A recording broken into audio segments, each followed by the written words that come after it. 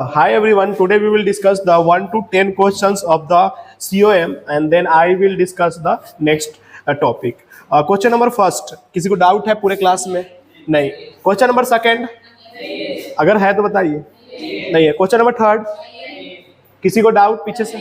नहीं है. Question number fourth, question number fourth doubt है. चलिए तो आइए डिस्कस करते हैं क्वेश्चन नंबर फोर्थ में क्या कर रहा है. एक्चुअली क्वेश्चन नंबर फोर्थ कर रहा है कि centre of mass of the two thin uniform rod of a same length but made up of the different material and kept as a shown can be if the melting point is the origin of the coordinate. देखिए question क्या है कि अगर आप लोग जो solve किए होंगे ना तो L/4 आ रहा है, तो वो क्यों L/4 आ रहा है पता है आप लोगों को? कि वो सेम L/2 जो आ रहा है वो सेम मटेरियल आप ले रहे हैं, दोनों का मास सेम ले रहे हैं, इसलिए आ रहा है. बट यहाँ पे क्या क्वेश्चन करता है कि दोनों डिफरेंट मटेरियल है, इसका मतलब डेफिनेटली दोनों का मास अलग होगा. दोनों का मास अलग होगा, इसका मतलब दोनों का मास अलग होगा. एक का मास अगर M1 होगा, क्या हो रहा है? एक का मास जो है अगर M1 होगा तो दूसरे का मास क्या होगा बच्चा बताओ? M2 हो. अगर एक ही रॉड होता L लेंथ का तो उसका COM कहाँ पे होता है ये तो बता सकते हो ना? L/2, 0. अच्छा, इसका अगर होता तो कहाँ पे होता? L/2, 0, L/2 पे होता. ये तो सबको आ रहा है समझ में? सबको आ रहा है. अब उसने बोला कि जब इसको मेल्ट कर दिया जाएगा, मतलब कि जब मीटिंग हो गया तो इसका अब COM क्या होगा, यही बताया इन्होंने.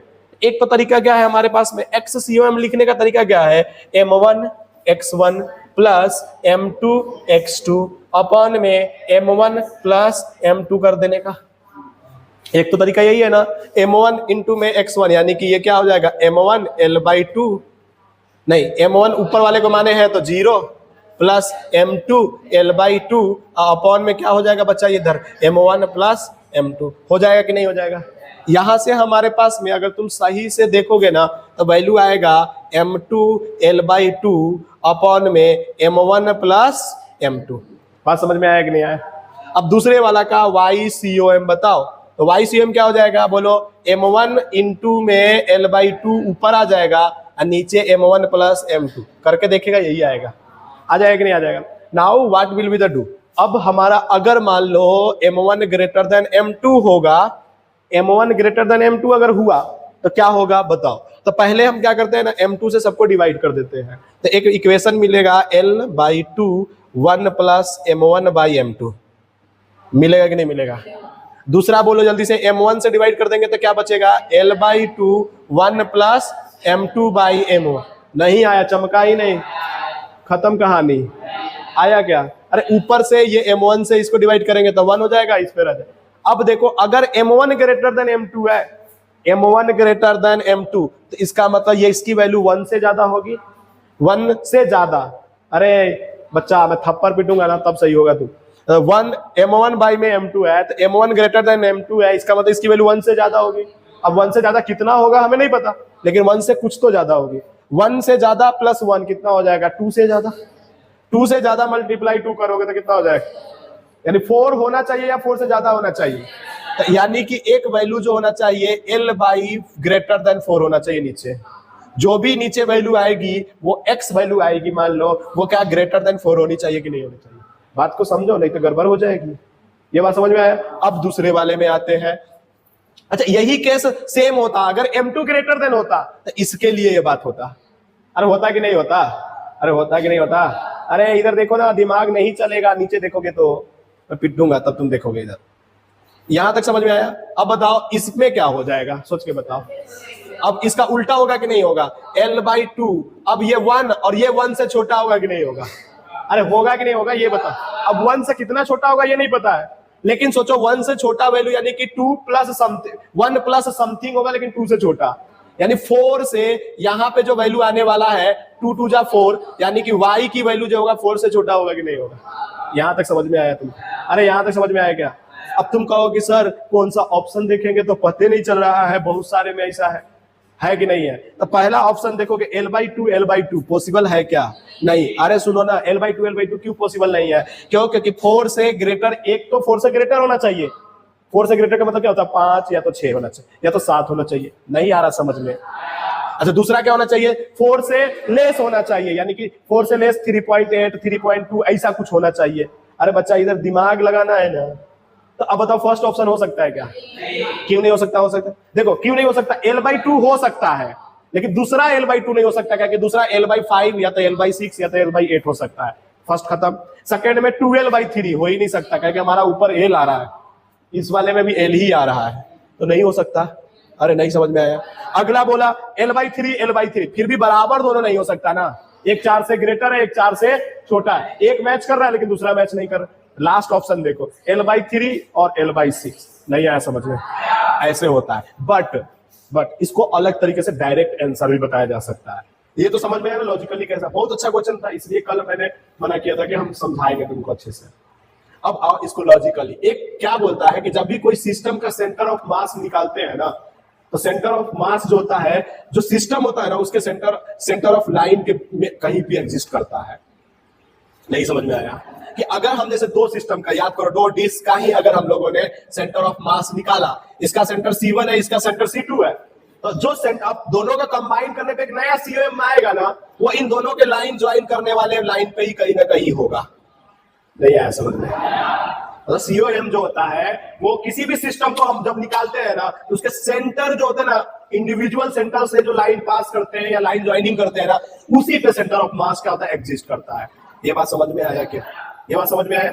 अब सोचो कि अगर हमारा यही सिस्टम के अंदर में अगर इसका COM ये है और इसका COM ये है, सोचो बहुत अच्छी बात हो रही है, इस लाइन का COM यहाँ है, इसका COM यहाँ है, तो जो हम निकालेंगे COM वो कहां पे लाइज होना चाहिए? इन दोनों लाइन को, बोलो, इन दोनों लाइन को मिला दो तो इसी के ऊपर कहीं ना कहीं क्या होना चाहिए, COM होना चाहिए कि नहीं होना चाहिए? नहीं आया, झूठ बोल रहे हो तुम। इतने बड़े बातें कैसे समझ में आ जाता तुम लोगों को? अच्छा वो वाला तो समझ में आ गया ना था एक तरीके से, वो रियल तरीका था, बट यहाँ पे और अच्छे तरीके से समझा सकते हैं। देखो इधर, अब मैं क्या करूंगा कि सर किसी तरह से उस लाइन का इक्वेशन आ जाए ना हमको, हम ऑप्शन में से डाल लेंगे, जो भी उसके ऊपर में लाइज करेगा वो हमारा आंसर होगा। नहीं समझ में आया? तो हम क्या करेंगे, अब आपको पढ़ाया गया होगा, क्या एक लाइन का इक्वेशन आपको लिखने आता है? L/2, 0 और उधर 0, L/2 से है। आपको समझ में आ रहा है क्या? अगर इसको y1 मानिए, सॉरी, अगर आप इसको x1 मानिए तो ये क्या हो जाएगा? तुम लोग भूल गए शायद 10th क्लास। x2 तो ये क्या हो जाएगा? अब एक लाइन का इक्वेशन अगर तुमको याद हो तो x minus x2 y2 minus y1 बटा में क्या होता था जानते हो क्या? x2 माइनस x1 और y माइनस y2 होता था।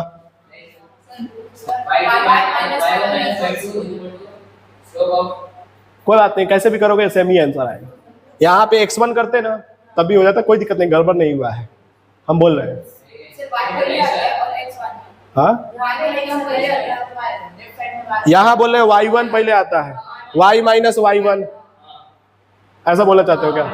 ठीक है, देख लेते हैं वो भी, तुम्हारा करने पे हमारा क्या जा रहा है, हमारा तो बस अब आंसर आना चाहिए। y माइनस y1 ऐसा बोलना चाहते हैं, is equal to y2 minus y1 बटा में x2 माइनस, अब हम बताएंगे ना तुमको कि वो उससे भी सेम ही आएगा जिससे मैंने लिखा था।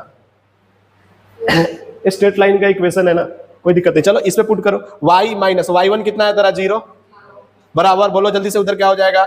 L/2 माइनस 0 और इधर कितना हो जाएगा? 0 माइनस L/2 होगा कि नहीं होगा?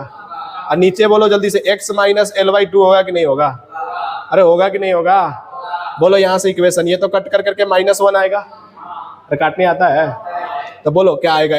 बोलो y बराबर माइनस एक्स प्लस L/2, तो y प्लस एक्स बराबर क्या आया? आ गया क्या? अब 4 ऑप्शन है, चारों ऑप्शन में एक का x वैल्यू पुट करो, y वैल्यू पुट करो और L/2 आ रहा है क्या? तो लास्ट वाले ही ऑप्शन पुट करोगे तो आएगा, देखो जोड़ के। अरे 4 ऑप्शन है ना उसमें, तो चारों ऑप्शन में से कोई एक पुट करो, कोई लास्ट वाला पुट करके देखो, L/2 आ रहा है, फोर्थ ऑप्शन, ये बाकी किसी में नहीं आएगा। इसका मतलब इस तरीके से भी, मतलब ये सेकेंड तरीका से भी करा जा सकता है। अब तुमको जो तरीका समझ में आया वो तरीका, अपना दोनों तरीका लिखा हुआ है, जल्दी जल्दी करो फटाफट, इसके बाद पढ़ाएंगे, 5-10 मिनट रुक जाओ। देखो क्वेश्चन नंबर 6 क्या कहता है कि find the position of COM of a uniform planar section so in figure with respect to the origin. देखो इस तरह से बनाया गया है बच्चा। अगर इस क्वेश्चन को सॉल्व करना है ना तो हमें क्या करना पड़ेगा कि पहले मान लेना पड़ेगा कि पूरे स्क्वायर है। क्वेश्चन नंबर 6 जो है देखो इधर सबके सब, इसको 4 पार्ट्स में डिवाइड कर दो। पहले हो गया क्या? इसको उसने क्या बोला क्वेश्चन के अंदर में कि ऑरिजिन मानो। साइड कितना दिया हुआ है इसका तुम्हारा 2a दिया हुआ है। तो सोचो ये इसका सेंटर कहां पे होगा, a, a पे होगा कि नहीं होगा? ये तो बात सब समझ में आ गया तुम लोग को। पहले फुल मान लेंगे। अब उस बंदे ने क्या बोला पता है क्या क्वेश्चन के अंदर में कि अब आप इस वाले पोर्शन को, कलर चेंज कर रहा हूं देखना तब तुमको समझ में आएगा, इस वाले पोर्शन को इस और इस वाले पोर्शन को क्या करना है, कट कर करके हटा देना है। तो सोचो इस वाले पोर्शन को कट करके हटा दिया गया है, इसका मतलब इसके ऊपर में हम लोग क्या लिखेंगे याद है, माइनस सिग्मा लिखेंगे कि नहीं लिखेंगे? तो बोलो इस पूरे पोर्शन का पहले मास बताओ। तो पूरे पोर्शन का मास m1 बोले, सिग्मा इंटू 2a का whole square, sigma into 4 sigma a square आएगा कि नहीं? इस छोटे वाले पोर्शन का मास कितना आएगा, m2 बोलो, हाँ बोलो माइनस a स्क्वायर। अब सोचो इसका सेंटर कहां बीचों बीच में होगा कि नहीं होगा? अब सोचो इसका साइड का लेंथ कितना, a/2, तो यानी कि ये a/2 पे तो होगा, साइड का लेंथ a है तो सेंटर a/2 लेकिन इसके हिसाब से अगर यहां ऑरिजिन के हिसाब से देखोगे तो ये तो a तो यहीं पे पहुंच गया, तो ये कितना हो जाएगा 3a/2 कॉमा, ये कैसे लिख दिए समझ में आया तुम लोग? नहीं आया है? नहीं आया? अरे a प्लस a/2 फिर a प्लस a/2 तो 3a/2। अब क्या करने का, अब तो हो गया XCOM, तो m1 इंटू में a, m1 अरे पूरे का मास m1 इंटू में a, क्योंकि उसका सेंटर तो a पे है ना, 0 पे तो रही है इस बार नहीं। m2 ये वाला पोर्शन जो है m2 है भैया, तो m2 इंटू में क्या लिखोगे बोलो 3a/, नहीं आया। अब बटे में क्या लिखोगे m1 प्लस m2, एकदम सही है। m1 की वैल्यू बताओ 4 sigma a square into a minus sigma a square into 3a/2 upon में 3 सिग्मा a स्क्वायर। कैसे लिख दिया 3 सिग्मा, पता चला क्या, 4 में से 1 को घटा दिया। देखो ना ये 4 था, इसमें से इसको घटा देंगे तो 3 आ जाएगा ना। अब सोच के देखो सिग्मा a स्क्वायर सब में है, काट दिए कि नहीं काट दिए? बोलो ऊपर क्या बचा, 4a माइनस 3a/2, बोलो 8 में से 3 गया, 5a/6 है क्या, 5a/6 और दूसरा भी 5a/6 सेम, क्योंकि YCM भी सेम ही आएगा। तो जल्दी से कर लो। क्वेश्चन नंबर 6 था ना ये तुम्हारा, देखो ना कितना आसान था। अब कैसा लग रहा है कि नहीं होता ये, अगर थोड़ा सा दिमाग लगाते तो, इसलिए बोल रहा हूं दिमाग यूज करो तुम लोग, फटाफट करो।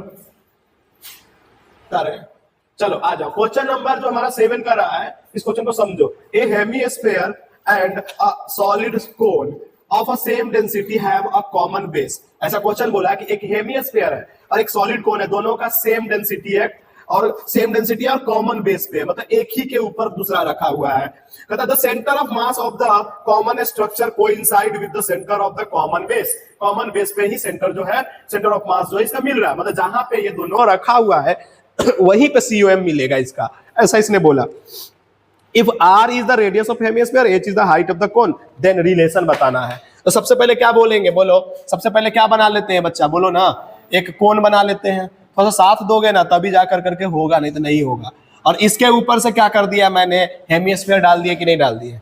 ये बात समझ में आया क्या तुम लोग को? अब सोचो और तुम में से कौन बताएगा कि कॉमन बेस का मतलब यही वाला है इसका, इसी, और हमारा COM भी यहीं पे मिलना चाहिए, ऐसा उसने बोला। हम क्या कहेंगे जानता है, जो कॉमन बेस है ना वो 0,0 है। लो हमारा COM 0,0 पे मिल गया, हम अपने मान लिए 0,0। अब हमें पता है जब हमने प्रूफ करवाया था सॉलिड कोन का, तो उसमें बताया था कि इसके बेस से h/4 पे क्या होता है, COM मिलता है। रोने से नहीं चलेगा काम। इसके बेस से h/4 पे क्या मिलता है, COM मिलता है। इसका मतलब यहां से h/4 डिस्टेंस पे क्या मिल गया, फर्स्ट का COM मिल गया। अब हमने जब हेमी स्फीयर पर आया था सॉलिड, तो उसमें क्या बताया था, इसके ऊपर जो होता है 3r/8 पे मिलता है। 0,3r/8 होगा। इसे समझ में आया क्या? पहले 0 लिख देंगे और इधर क्या लिख देंगे हम लोग, माइनस में लिखेंगे 0, -h/4, क्या कि नीचे है ना, 0,0 ऊपर माने ना तुमने। और यही हमारा क्या है, हमने क्या बोला, यही हमारा COM है, हम बोल दिए। इसका मतलब अगर हम YCOM लिखेंगे, बच्चा देखो इधर नींद ले रहा है पीछे, नहीं पढ़ने की इच्छा है ना, तो JEE मेन भूल जाओ कि फिर निकलने वाला है। हाँ, जो ये बड़ा ड्रीम देख रहे हो ना, वो सब कुछ नहीं होने वाला, फिर नींद आ रहा है तो सच्चाई बता रहे हैं। फिर क्यों देख रहे हो ना, मत देखो, बाकी हो जैसे जनरल बैच में बैठ रहे हो वैसे ही बैठो आराम से। क्या सच्चाई है ना, 2 बार पढ़ रहे हैं फिर भी समझ में कम आ रहा है, नींद आ रहा है। भाई पढ़ने के लिए एक मोटिवेशन की जरूरत हो रही है, मोटिवेशन की जरूरत उसको होती है जो पढ़ने में बहुत अच्छा है, उसको थोड़ा सा डीमोटिवेट हो गया। जो गरीब पैदा लिया उसको मोटिवेशन की क्या जरूरत है, उसको तो अपने बाप को देख कर करके, अपने पड़ोसी को देख कर करके उसको सोचना चाहिए कि हमें अमीर बनना है। तो उसको हम मोटिवेशन की जरूरत नहीं होती है, उसको खुद करने की होती है। ठानना पड़ता है कि हाँ हमें करना ही करना है। भाई क्या होता है ना कि खाली सोचने से थोड़ा ही होता है। आप देखो ना, हमारे एज के, तुम्हारे एज के लोग कहाँ पहुंच चुके हैं। चाहे वो कोई भी काम किए, उस पर प्यार करना पड़ता है उस काम को। आप कुछ भी कर रहे हो, कुछ भी छोटा से छोटा काम कर रहे हो, देख रहे हो डॉली चाय वाला भाई साहब चाय बेच कर करके अमीर बन गया, जानते हो ना, रोल्स रॉयस पे चल रहा है। तो काम करने का भाई तरीका होना चाहिए, प्यार से काम करना चाहिए, तभी जाकर होगा सक्सेस, नहीं तो नहीं होगा, नहीं तो भाई साहब ऐसे ही रह जाएंगे। अब बताओ इसका मास कितना होगा, तो मास के लिए हमने बोला था कि जब भी डेंसिटी देता है ना, रो इंटू वॉल्यूम क्या होता है, मास होता है। इसका मतलब इसका मास क्या हो जाएगा, हम मान ले इसका मास m1, तो रो इंटू 1/3 πr² हो जाएगा। r भी कैपिटल ले लेते हैं ताकि तुमको समझ में आ जाएगा। πr² आ गया कि नहीं आ गया? ऊपर वाले का मास कितना हो गया, बोलो जल्दी से, 2/3 πr³ इंटू में क्या हो जाएगा, बोलो, r³ इंटू में रो हो जाएगा। हो गया कि नहीं हो गया? अब इसमें पुट करेंगे, आंसर लाएंगे। अब बोलो YCOM हमने कितना मान लिया, YCOM को 0। इसका मतलब 0 = अच्छा इधर वाला इससे मल्टीप्लाई होगा 0 से, तो 0 ही हो जाएगा क्या?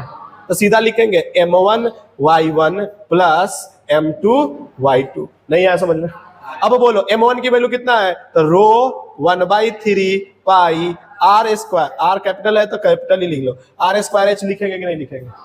इंटू में y1, तो y1 इसका कितना है, समझ में आ रहा है, तो -h/4। बताओ दूसरा बोलो, प्लस m2 की वैल्यू बताओ कितना है, 2/3 पाई r³ रो, और बोलो जल्दी से 3r/8 पे है। अब जो कॉमन ले रहा है वो सब निकाल करके हटा दो, खत्म हो जाएगा। चाहे इस पूरे को इस साइड ले आओ, तो माइनस में यहाँ था, इस साइड आने पे प्लस में हो जाएगा। तो पूरे को ले आ रहे हैं इस साइड, बोलो क्या हो जाएगा? ऐसा हटा सकते थे और आसान तरीके से, πr/h² हुआ कि नहीं हुआ? इधर बोलो क्या हो जाएगा, 2/3 पाई r² और रो, अच्छा क्यूब है तो क्यूब कर देना, और रो 3r/8। अब जो जो कट रहा है, तुम में से कितने को दिख रहा है कटता हुआ? हमको तो रो दिख रहा है, पहले सबसे पहले कटते। तुम में से कितने को दिख रहा है 3 कट जाएगा? तुम में से कितना दिख रहा है पाई भी कट जाएगा। r² से एक r यहां काट दो और इसको स्क्वायर में बदल दो, हो गया है कि नहीं हो जाएगा? पांडु तुम सो रहा है, मैं तेरे को ना एक दिन थप्पड़ पिटूंगा अभी। 4 इस यहां से भी क्या हो जाएगा, 4 आ जाएगा। तो बताओ क्या बचा इधर, h² = r² इंटू 3, तो h² r² = 3, तो h/r। अब स्क्वायर है उधर, इधर ले आओगे तो किस में बदल जाए? ऑप्शन नंबर ए, फटाफट कर दो। क्वेश्चन नंबर कितना था ये? क्वेश्चन नंबर ये 7 था। और कोई डाउट है क्या? कोई डाउट है क्या? अब कौन सा डाउट है? 8 नंबर में डाउट है क्या? 8 और 9 में भी डाउट है। चलो देखते हैं, पहले इसको कर लो फटाफट। अभी ठीक है, तो लिखेगा, टॉपिक का नेम लिखेगा motion of centre of mass. Motion of centre of मास। देखो ये इंपॉर्टेंट इसलिए है कि अभी तक जो निकाले थे ना, वो XCOM निकाल रहे थे, YCOM निकाल रहे थे और ZCOM निकाल रहे थे। तो उसमें मोशन की कोई बात नहीं हो रही थी, X एक्सिस आ जाए, Y एक्सिस आ जाए या तो Z एक्सिस आ जाए। लेकिन ऐसा तो नहीं, कोई बॉडी मूव कर रहा है और उसका सीओएम निकालने के लिए तुमसे बोल देगा, तब तुम क्या करोगे? अब जब बॉडी कोई मूव करेगा तो उसके पास वेलोसिटी भी होगा, कोई बॉडी मूव करेगा तो उसके पास में एक्सेलरेशन भी होगा, कोई बॉडी मूव कर रहा है तो उसको अगर फोर्स लगा रहे हो तो फोर्स का भी जिक्र होगा कि नहीं होगा। तो इन सब को अप्लाई करने के बाद भी अगर सीओएम पूछा जाए तो उसको कैसे सॉल्व करते हैं, उसी से रिलेटेड चीजों के लिए हम लोग मोशन ऑफ सेंटर ऑफ मास का टॉपिक डाले हैं। बात यहां तक समझ में आया क्या? पहले सबसे पहले फर्स्ट नोट पॉइंट लिखना, एक नोट पॉइंट लिख लेना, centre of mass of a two bodies, एक नोट पॉइंट करके लिख लेना, ये थोड़ा सा काम आ जाएगा। चाहे आ भी गया, शायद हम लोग डिस्कशन में कर भी लिए हैं वो। लिखना, centre of mass of two bodies always lies on the line joining of two bodies, always lies on the line joining of two bodies, always lies on the line joining of two bodies। मतलब समझ में आया आप लोगों को कि COM कभी भी अगर हम निकालते हैं दो बॉडीज के बीच में, तो उस दो बॉडीज के सेंटर को मिलाओगे तो उस लाइन पे ही उस दोनों कंबाइन का सीओएम आएगा। जैसे अभी हमने थोड़ा देर पहले आपको एक क्वेश्चन के जरिए समझाया था, ये वाला, इसका सीओएम यहाँ है, इसका सीओएम यहाँ पे है, इन दोनों के लाइन को मिला दो, जो इसी के ऊपर कहीं ना कहीं क्या होगा, इन दोनों का कंबाइंड सीओएम होगा। बात समझ में आ गया? ये बात समझ में आ गया कि नहीं आ गया? अब लिखो, नेक्स्ट पॉइंट बना करके लिखना। हमारे पास में सबसे पहले हम लोग ले रहे हैं velocity of COM, velocity of COM, velocity of COM मतलब कोई भी पार्टिकल का सीओएम वेलोसिटी कितना होगा, वी सीओएम के, इसको हम लिख सकते हैं वी सीओएम। लिखो इसके बारे में, let's suppose v1 v2 v1 vector लिख लेना, वेक्टर फॉर्म में v1 v2 डैश और vn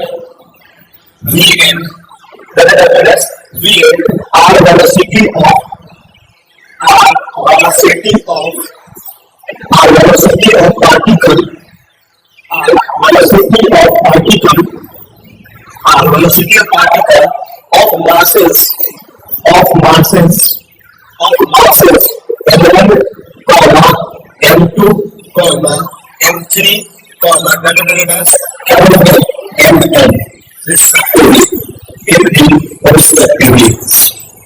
mn respectively। हो गया यहाँ तक बात? हमारे पास बहुत सारे ऑब्जेक्ट मतलब पार्टिकल्स है, m1 पार्टिकल का वेलोसिटी v1 है, m2 पार्टिकल का वेलोसिटी v2 है, m3 पार्टिकल का वेलोसिटी v3 है, m1 का क्या है v2। तो अपना कैपेसिटी इसी दृष्टि है, ऐसा बोल रहा हूं मैं। तो आप सोचो ऐसे कि क्या v सीओएम का निकाला जा सकता है या नहीं निकाला जा सकता? तो कैसे निकाला जा सकता है?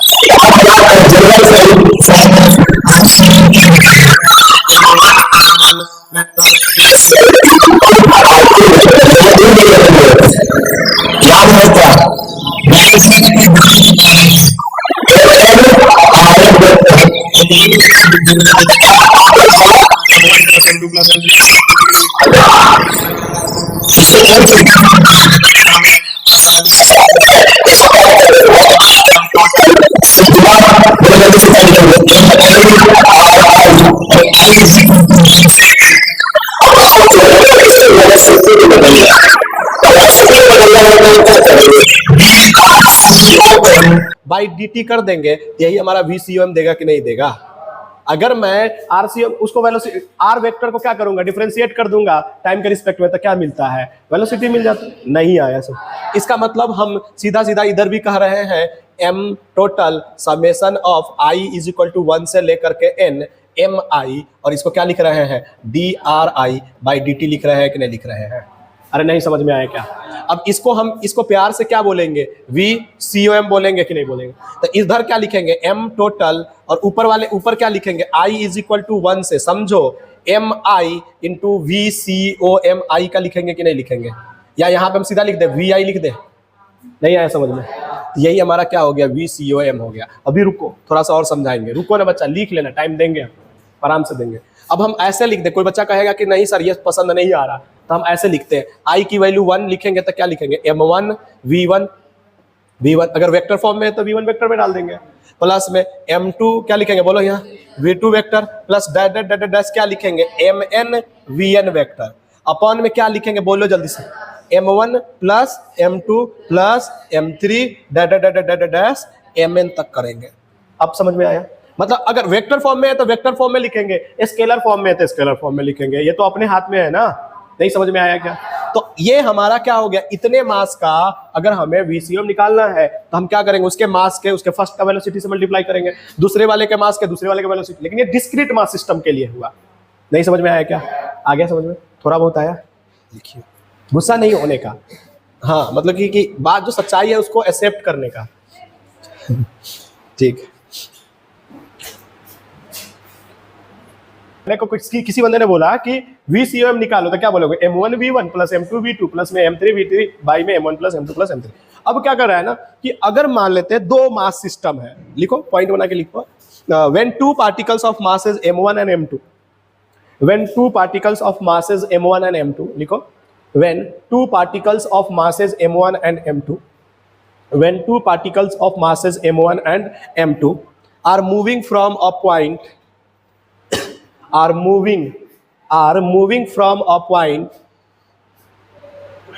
moving from a point with velocity v1 and v2, with velocity v1 and v2, with velocity v1 and v2, with an angle theta, with an angle theta।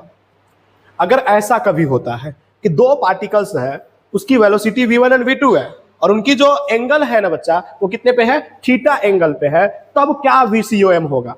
तो अब देखो वेक्टर फॉर्म है ये, तो वेक्टर फॉर्म में दो का resultant आपको याद है, a का स्क्वायर प्लस b का square plus 2ab cos theta, याद है क्या? परे थे वेक्टर का रिजल्टेंट। तो यहां पे भी वही लिखेंगे ना, VCOM इज इक्वल टू, बोलो क्या लिखेंगे, तो फर्स्ट का तो यानी कि m1 v1 का होल स्क्वायर प्लस में क्या लिखेंगे, m2 v2 का होल स्क्वायर प्लस में क्या लिखेंगे, 2m1 v1, very good, into में m2 v2, इनटू में क्या लिखेंगे और इसका क्या लिख देंगे। अरे समझ में आया क्या? नीचे क्या लिखेंगे, हमेशा टोटल मास लिखा था नीचे, तो क्या लिखेंगे नीचे टोटल मास के लिए, बोलो जल्दी से। नहीं आया समझ में? फटाफट लिख दो, दो मास सिस्टम के लिए ये।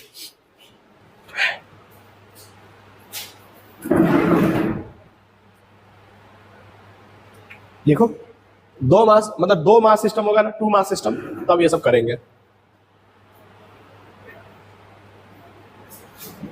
कॉस थीटा है,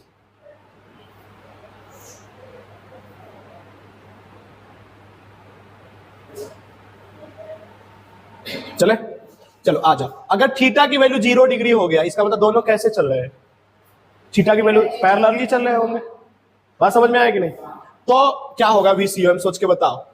तो सर ये तो cos 0 डिग्री कितना होता है, 1, तो ये a प्लस b का होल स्क्वायर में बन गया कि नहीं बन गया? तो सीधा क्या लिख देंगे, m1 v1 plus m2 v2। अब बाई में नहीं आया समझ में, इसका होल स्क्वायर का अंडर रूट करोगे तो बच्चा कट जाएगा ना, तो यही तो बचे, फटाफट लिख दो। तो जो हम लोग फार्मूला, जो स्केलर वाला जो फार्मूला पढ़ते हैं वो किसके लिए एक स्पेशल केस है, 0 के लिए। 0 डिग्री पे आता है m1 v1 plus m2 v2 बटा में m1 प्लस m2। जल्दी जल्दी करो। हो गया, नेक्स्ट करें, चल आ जाओ। अगर दोनों पार्टिकल क्या है 90 डिग्री पे है, तब क्या करेंगे, सोचो। दोनों पार्टिकल, हाँ दोनों पार्टिकल अगर 90 डिग्री पे है तो ये वाला पोर्शन है पूरा क्या हो जाएगा, 0 हो जाएगा कि नहीं हो जाएगा। तो अब बताओ VCOM कितना आएगा, तो बच गया वही आ जाएगा, क्या बच गया, m1 v1 का स्क्वायर प्लस m2 v2 का स्क्वायर बटा में क्या लिखेंगे, m1 प्लस, आ गया कि नहीं आ गया। चलो एक और केस लिख देते हैं। 180 डिग्री का मतलब समझते हो क्या तुम लोग, एक उधर जा रहा है तो एक इधर जा रहा है, तो अब क्या होगा, तो 180 डिग्री माइनस आ जाएगा। तो सीधा लिख दो मैं, देखना तुम लोग बीच, यहाँ पे क्या आ जाएगा, -1, तो -1 आ जाएगा तो यहाँ पे माइनस लगेगा, यानी कि a माइनस b होता है का होल स्क्वायर। यहाँ पे प्लस लिखा हुआ था ना, अब उसके बीच में क्या लगा दोगे,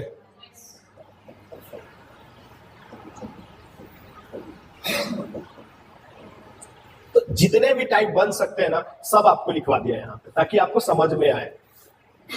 कोई डाउट है तो बताओ।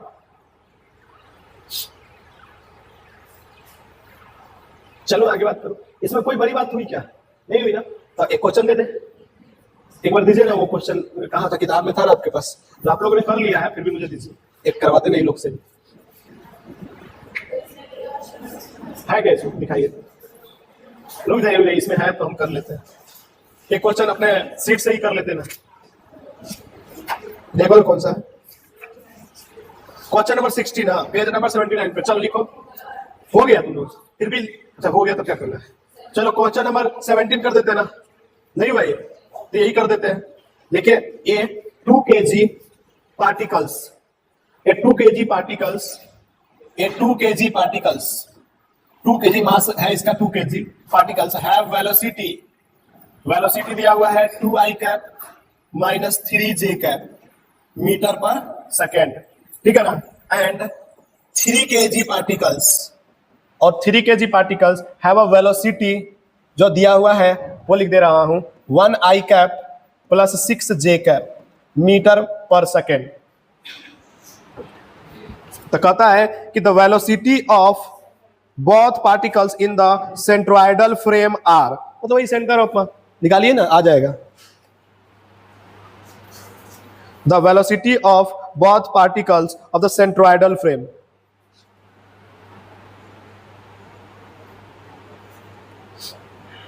फटाफट कीजिए। Velocity of both particles of the centroidal frame,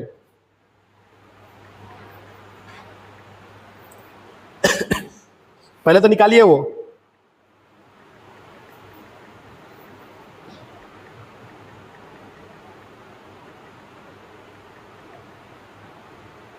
इसको रोक दे क्या थोड़ा देर,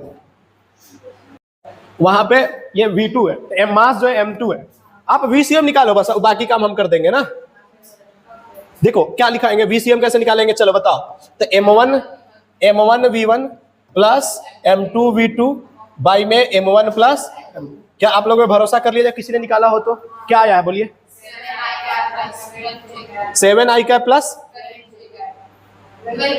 12j कैप 5k कैप, सबका ही है ना। अच्छा नीचे है, नीचे में कितना है 5, सबका यही है, विश्वास कर ले हम। अब देखिए सेंट्रोइडल फ्रेम का मतलब क्या हुआ, सेंट्रोइडल फ्रेम का अगर तुमसे पूछा गया है ना वेलोसिटी, तो इसका मतलब होता है V1 में से घटा दो VCM, तो फर्स्ट आ जाएगा। जो V1 आया है ना ये, इसके में से VCM को घटा दो तो फर्स्ट आ जाएगा। दूसरे वाले का फ्रेम, उसी फ्रेम का मतलब कि दूसरे के लिए, तो फिर से सेंट्रोइडल फ्रेम का मतलब क्या हो गया कि V2 में से किसको घटा दो, VCM। नहीं आया समझ में, तब बोलो कितना आ गया 2i cap minus 3j cap, अब माइनस कर लो 7i कैप बाई 5, अलग अलग कर देते हैं ना अभी, 12j कैप बाई में 5। तुम देखोगे सही से तो 7 वाला को करेंगे तो 10 में से, तो 3i कैप बाई 5, और इसका करेंगे तो 15 माइनस 15, और माइनस 15 और प्लस में 12 करेंगे तो माइनस 27 बाई 5। है कोई क्या ऑप्शन, होगा होगा देखो ना। अरे पॉइंट गजब हो, पॉइंटों में दिया हुआ है तो तुम पहले पॉइंट में निकालोगे तो नहीं आ जाएगा, गजब। पहले ही नहीं कर, देखो ना इसको डिवाइड करो 6 तो 0.6 आई कैप, इसको करोगे तो कितना आ जाएगा 25 है तो 5.4 जे कैप आया। फर्स्ट 4 कौन सा वाला, सी में। अच्छा तो दूसरे वाला भी निकालेगा तो सेकंड। तो अब समझ में आया तुम लोग, सेंट्रोइडल का मतलब क्या हुआ, सेंट्रोइडल फ्रेम का मतलब समझ में आ गया ना। तो अब कभी भी गलतियां नहीं होना चाहिए तुम लोगों से। चले आगे बात करें। अभी हमको 3 पोर्शन अभी पढ़ना है। अभी वेलोसिटी का पोर्शन खत्म किया, अब लीनियर मोमेंटम का करना है, और उसके बाद में एक्सेलरेशन का आज खत्म कर करके इसको बंद करना है। अभी आधा घंटा टाइम में कर लेंगे, उसके बाद 2-3 क्वेश्चन हमारे पास में है वो करना है, ठीक है। तो ये सीट का क्वेश्चन इसलिए कहते हैं बनाने के लिए ना, इसको बनाइए, एक बार में नहीं होता 2 बार करिए। हमसे आप लोग हेल्प लेते नहीं, जब हम कह देंगे तब आप 2 दिन तक सीरियस होते हैं, फिर तीसरे दिन पुराने जैसे हो जाते हैं। सच्चाई है कि नहीं है। अब हम बार बार कहते हैं तो फिर जैसे प्रियंका भी गुस्सा होगी तो हम लोग बोलते हैं, तो बार बार कहेंगे सारे गुस्से हो जाते हैं। बॉयज तो 1 मिनट में कहते हैं अच्छा तुमने ऐसे कैसे कर दिया है।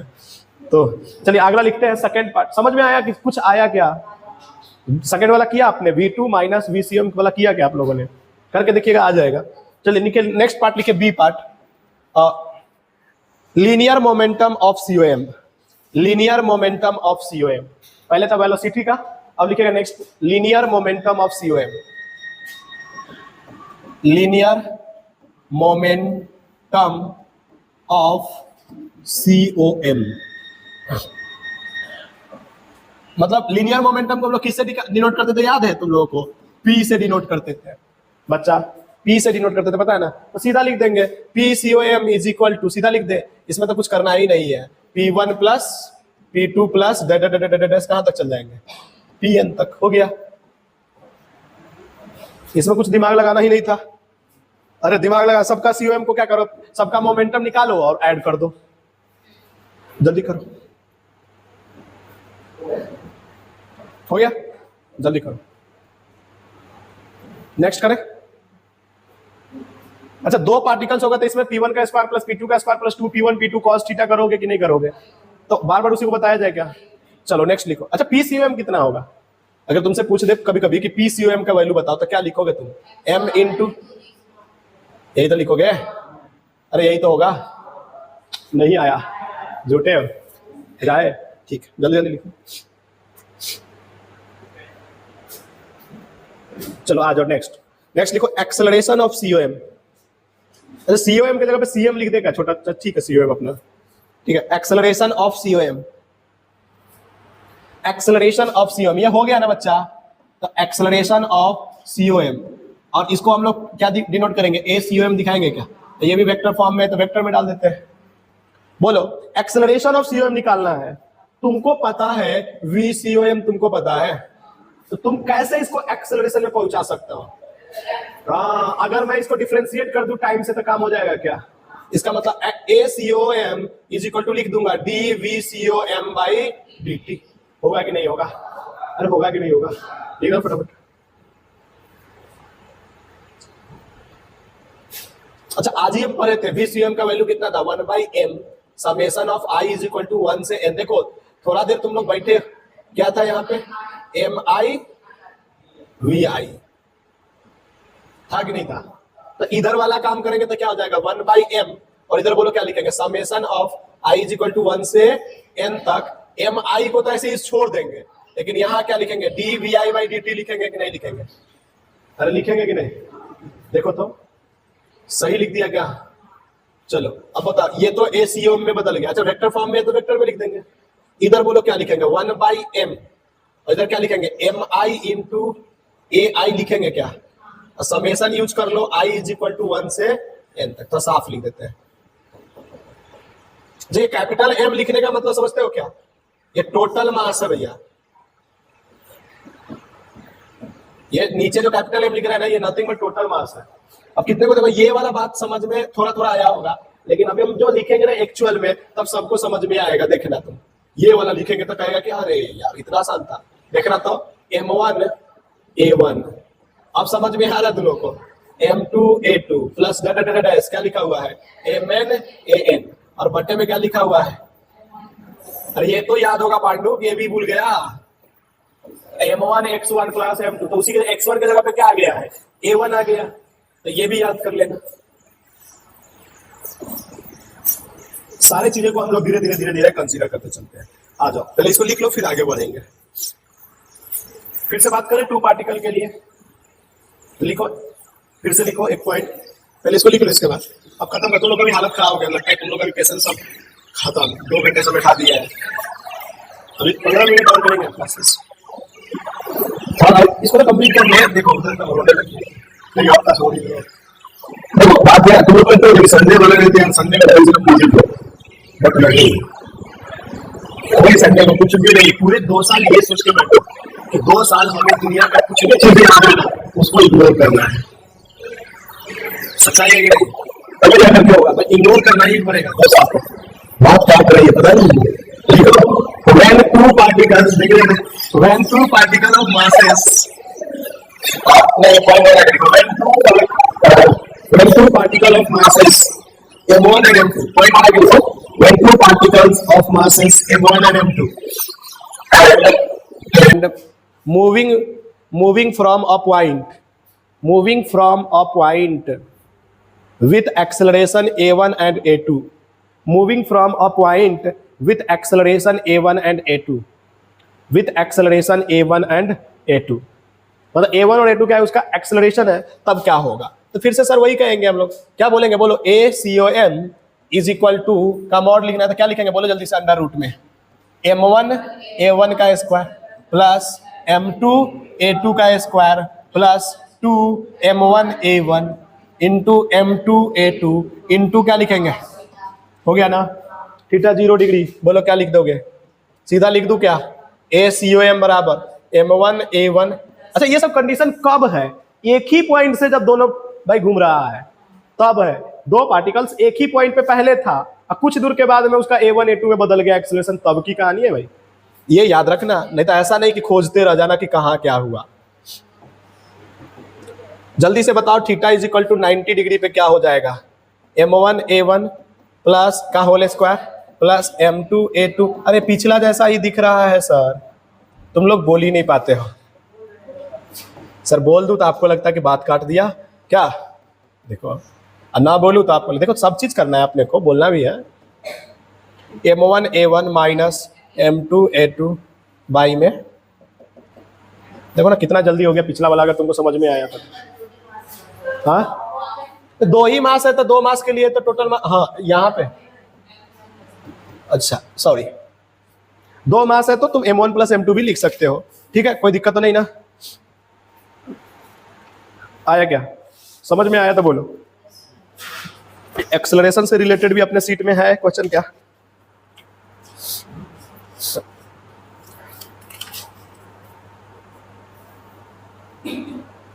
अब देखो दो पार्टिकल्स है, समझा कि नहीं समझा, कहता है कि एक पार्टिकल्स इधर से 5 मीटर पर सेकंड से जा रहा है और दूसरा जो है 3 मीटर पर सेकंड से इधर आ रहा है, और दोनों के बीच का डिस्टेंस जो है 6 मीटर है, तो दोनों आपस में कहां पे जाकर टकराए हम मास भी दिया 1 kg और 1 kg, चलो बाद में करेंगे, पहले इसको लिख लो।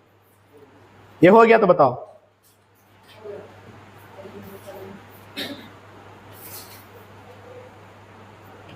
जल्दी करो।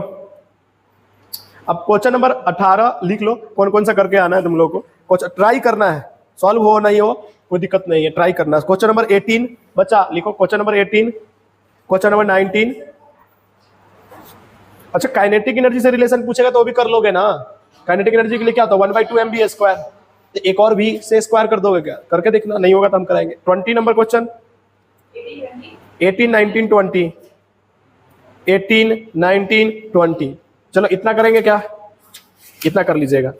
एक है 33, एक है 33, नहीं होगा कोई दिक्कत नहीं, एक बार 33 देख लीजिएगा बस खाली, हो गया क्या, आगे है थोड़ा सा ज्यादा आगे है, कोई दिक्कत नहीं है। कहा 40 की 14, 40, हाँ चेक कीजिएगा, 40 पे चेक कीजिएगा, हो नहीं हो दिक्कत नहीं है, धीरे धीरे सब होते चला जाएगा। क्वेश्चन नंबर 14 जब हो ही गया है, चलिए इतना ही रहने देते हैं, आगे पढ़ते हैं तो फिर अपना खराब गड़बड़ हो जाएगा। लिखिए क्वेश्चन लिखिए, find the acceleration of COM, find the acceleration of COM of the blocks, find the acceleration of COM of the blocks of masses m1 and m2, of masses m1 and m2 show in the figure, of masses m1 and m2 show in the figure, m1 greater than m2 है, bracket में ये भी लिख लीजिएगा m1 greater than m2 है। अब देखिए ये क्या है, आप देखते ही आपको पहले तो लगेगा क्या कि भाई साहब ये तो हमने कभी ना कभी देखा है, लो सर ये तो हो गया अपने साथ गेम, ये m1 है ये m2 है, जल्दी से करके दिखाओ। अब इसका ACOM बताना है तुमको, कैसे करोगे सोचो तुम, सॉल्व करना, पहले कहेंगे हाँ ये नीचे जाएगा तो सर ये कहाँ जाएगा, बहुत अच्छा हो गया, तो सॉल्व हो गया।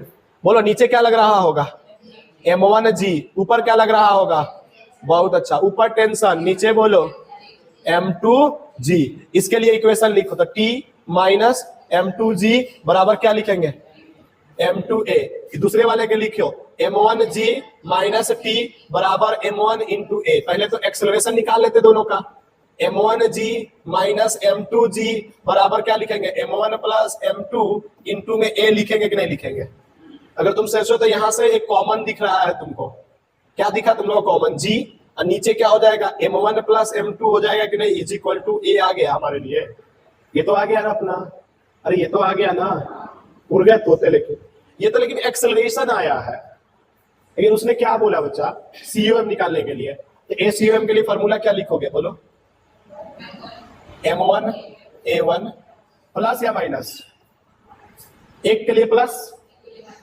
चलो पहले तो फॉर्मूला लिख देते हैं, M2 A2 बटा में क्या लिख देंगे, M1 प्लस M2। बोलो M1 नीचे जा रहा है और M2 ऊपर जा रहा है, तो नीचे वाले को पॉजिटिव मान लो तो ऊपर वाले को नेगेटिव मानेंगे। अगर इसको पॉजिटिव माना नीचे को, तो ऊपर को क्या मानना पड़ेगा, नहीं आया समझ में।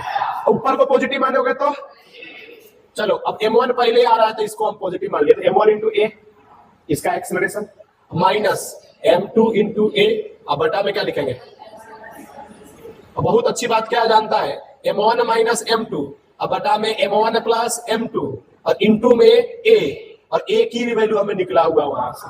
अब तुम सही से देखोगे ना तो देखना अभी हम लिख देंगे, लेकिन तुम्हारा तोते तो उड़ना ही है, देखना अभी बटरफ्लाई हो जाएगा तुम्हारा। ये लिख दिया, कितने का बटरफ्लाई उड़ने लगा, अरे क्या कि इसका जो ये है वही ये है, तो दो बार आएगा तो क्या होगा, फटाफट कर डालो। तो ऐसा क्वेश्चन अगर आया तो क्या तुम लोग कहोगे कि बाय बाय या टाटा, जब सॉल्व कर दोगे ना, कहोगे क्या रे यार तुम कितना आसान क्वेश्चन पूछते हो। चलो इसी बात पे एक और क्वेश्चन है, जाने से क्या फायदा है, क्वेश्चन करेंगे। एक का तो जैसे ही कहते ना चलो, उसको लगता है कि अब छुट्टी करेगा, फिर एक क्वेश्चन ना, तुम लोग ट्रैप में फंस जाते हो बार बार।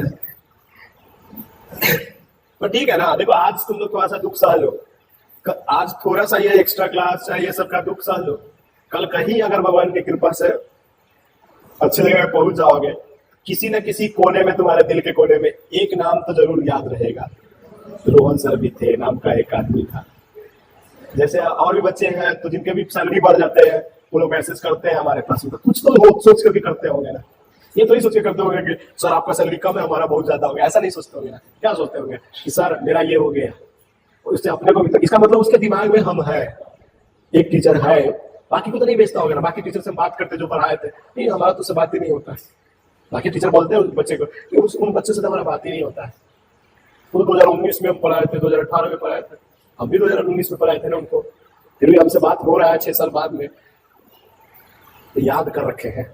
चलो एक क्वेश्चन लिखेंगे, लिखो 2 bodies of 6 kg and 4 kg, बस एक question, 2 bodies of 6 kg and 4 kg, 2 bodies of 6 kg and 4 kg, 6 kg and 4 kg, masses have the velocity, masses have their velocity लिखना, masses have their velocities, masses have their THEIR, their ही बोल देना, their velocities 5 I cap minus 2 J cap plus 10 K cap plus 10 K cap and 10 I cap minus 2 J cap, 10 I cap minus 2 J cap plus 5 K cap respectively. Find COM, VCOM. Find VCOM. Find VCOM.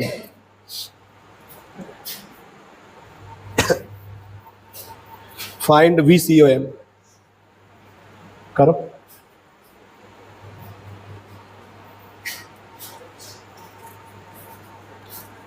कर सकते हो बच्चा, कर सकते हो। क्या करना है, VCOM is equal to M1V1 plus M2V2 बटा में M1 प्लस M2।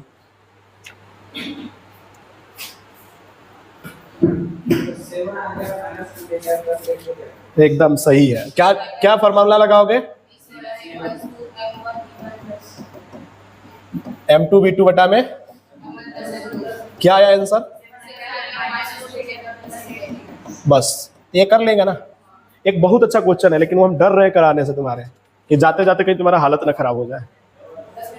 10 मिनट है लेकिन लिखवाने में ही 5 मिनट लगेंगे, बोले चलो लिखो फिर। ये हो गया ना, जिसे नहीं हुआ करें अगला क्वेश्चन, तब तक हम लिखवा रहे हैं। देखो an object A is dropped from, an object A is dropped, DROPPED, dropped from a top of a 30 meter high, top of a 30 meter 30 meter high building, 30 meter high building, and at the same moment another object at the same moment, another object B is projected. B is projected vertically upward, vertically upward, vertically upward with an initial speed, with an initial speed of 50 meter per second, of 50 meter per second from the base of the building, from the base of the building, from the base of the building. हो गया. Mass of A is equal to 2 kg and B is equal to 4 kg. Mass of A is equal to 2 kg and B is equal to 4 kg. Find the maximum height above the ground. Find the maximum height above the ground level, above the ground level attained by the COM. Above the ground level, above the ground level attained by the COM, COM A and B of the system, A and B of the system, A and B of the system. ये question है. Ground level कहाँ बोले होंगे, कहाँ है?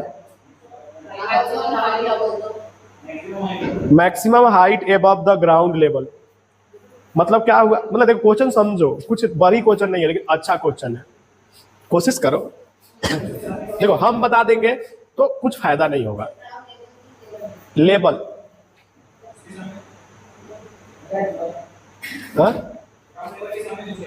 हाँ, ground level attend by the COM, ground level attend by the COM A and B of the system, A and B of the system. देखो हम बिल्डिंग बनाते हैं, समझाते हैं. देखो अच्छा क्वेश्चन है तो टाइम लगना चाहिए.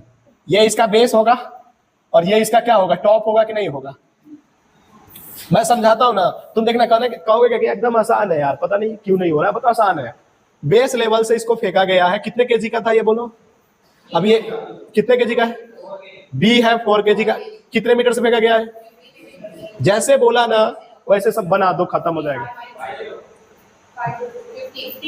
15 मीटर है, लिख लो उसको. 15 है सर, 50 बोला गया है क्या, 15 मीटर, कोई बात नहीं. एक को ड्रॉप किया गया है बच्चा. कितने केजी का है ड्रॉप करने वाला का, 2 केजी का. इनिशियल वेलोसिटी का कितना रहा होगा, 0. कितना मीटर है दोनों का, यही तो है. तो अब सोचो कि एक पार्टिकल है 30 मीटर ऊपर और एक पार्टिकल है 30 मीटर नीचे, तो VCOM कितना होगा. XCOM पहले बताओ कितना होगा. तो sir M1, x1 plus M2, x2 by में M1 प्लस M2. जब गिरा नहीं होगा उस समय XCOM तो कहीं ना कहीं होगा ना. तो बोलो कितना लिखोगे, 4 × 0. अगर इसको 0,0 मान रहे हो तो ऊपर वाले के लिए क्या लिखोगे, 2 × 30. अब बाई में क्या लिखोगे बोलो, 6. तो कितना आ जाएगा, 10 मीटर आ जाएगा कि नहीं. इसका मतलब जब ये पार्टिकल सिस्टम स्टार्ट हुआ होगा ना, तो इसका XCOM कहाँ रहा होगा, XCOM कितना रहा होगा, 10 मीटर ऊपर रहा होगा कि नहीं रहा. ये भी काम हो गया. अब देखो इनिशियल वेलोसिटी COM का बात करते हैं. तो इनिशियल वेलोसिटी COM कितना होगा, तो M1 U1 plus M2 U2. अरे यही तो लिखवाया है मैंने ना. तो बोलो M1 कितना, M1 किसको मान रहे हो, नीचे वाले को मान रहे हो ना. तो 4 × 15 प्लस 2 × 0 क्या कि ड्रॉप किया गया है. बोलो M1 प्लस M2 6. कितना हो जाएगा ये, नहीं काटो ना. 3 2 जा, इधर से काटोगे तो 5. इसका भी 10 ही आ गया, 10 मीटर पर सेकंड. कोई दिक्कत नहीं. अब देखो UCOM आ गया, XCOM आ गया भाई. अरे आ गया कि नहीं आ गया. अब सोचो कि पार्टिकल जब गिराने से पहले XCOM कितना था, 10 मीटर. जब वो चलने लगा तब उसका UCM हमको पता है. तो चलने लगा तब XCOM कितना रहा होगा, या हाइट कितना पे जाकर के मिला होगा. तो सोच के देखो. तो हम कहेंगे सर हाइट का एक फॉर्मूला हमने पढ़ा था, H = U² / 2G. याद है क्या. तो अब यहाँ पे U² क्या लिखेंगे, UCOM लिख देंगे और यहाँ पे HCM लिख. अरे नहीं हुआ क्या, बोलो कितना हो गया, 10 × 10 बटा में 2 × 10. कितना आया, 5 मीटर. अब कितना मीटर ऊपर है, तो पहले से 10 CM पहले ही से था. अब फ्लाई के समय में 5 है तो कितना हो जाएगा. क्या था क्वेश्चन में, क्वेश्चन आसान था, घुमा फिरा दिया था. हाँ वही वाई मान लेना, नीचे ऊपर के लिए तो चलो वाई सी एम मान लेना। Sorry sir, sorry sir. क्या बोलना चाहता है बच्चा कि वाई सी एम होगा तो वाई में बदल दो ना।